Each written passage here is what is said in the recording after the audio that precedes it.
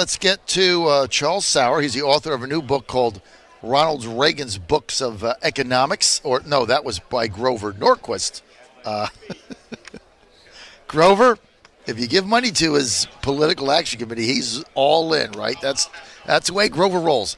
Anyway, Charles, good to have you with us. Tell us about your book. So there's a thing when you're talking to politicians and when you are working through the way that you look at life. The fact is that people are driven by profit. We know that when we look at businesses. We know that businesses' bottom line is profit.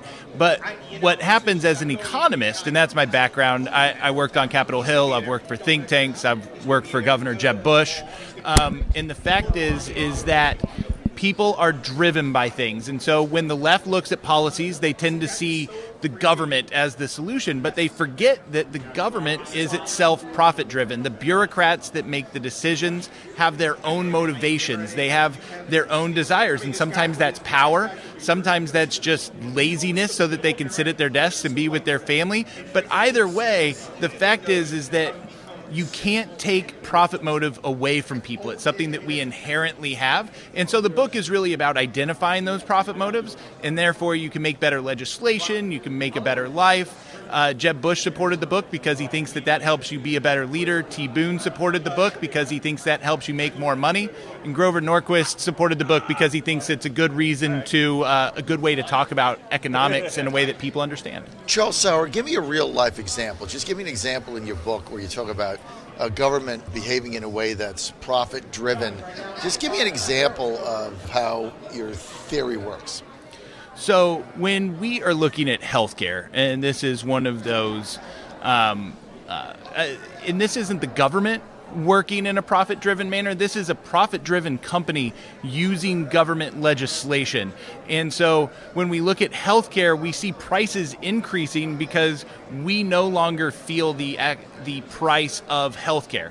So, you pay 10% of the cost of a surgery. You're no longer the patient. You're no longer the client. So the surgeon and the hospital are taking care of the insurance company, and the insurance company is using Medicare reimbursement prices as their base rate.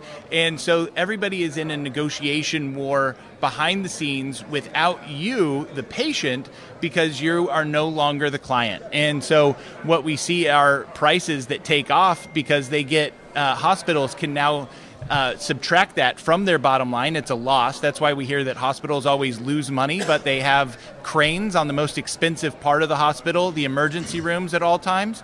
And we also see, the CEOs with these glorious salaries. There is a free market in healthcare. There's people that have shunned government funding. There's a surgery center in Oklahoma.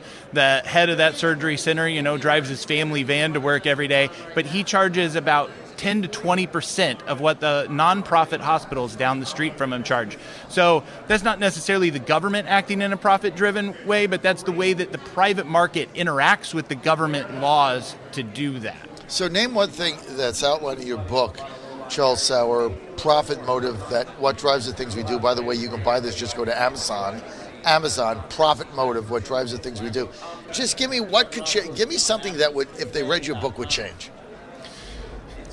It's one of those things that in my mind, and this is why I wrote the book. Before I wrote the book, I kept coming up with book ideas, but they just never crossed that threshold of deserving my time or meeting my profit motive to write. And this one did it because not only did my friends start coming back and saying, did you see that? That person was driven by profit. But my wife came back and she said, look, did you see the way that they did that? That teacher emailed us because they are going to get a better rating because we're going to show up to their event. They're driven by their own profits.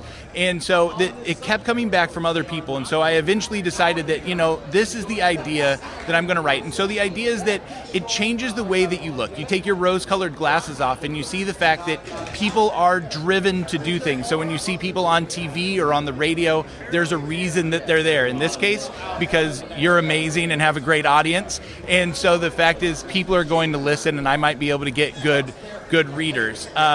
I'm sitting here because you can trust that I'm going to be a reasonably good guest. But if you look at further into life and why people are doing the things that they're doing, I think profit motive helps you make more money, be a better leader, and understand politics and what these guys are doing. You mentioned Grover Norquist and his PAC.